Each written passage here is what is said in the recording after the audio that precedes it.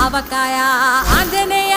కథ మొదలెట్టినాడు చూడరయ్యా శక్తినంతా చూడగట్టి చెట్టు దులిపినాడు అంజయ్య ఎర్ర ఛాయ కోతి అవతార వెంటమాయ కత్తి సేట పట్టకుండా కాయ కోసినాడు కపిలయ్యా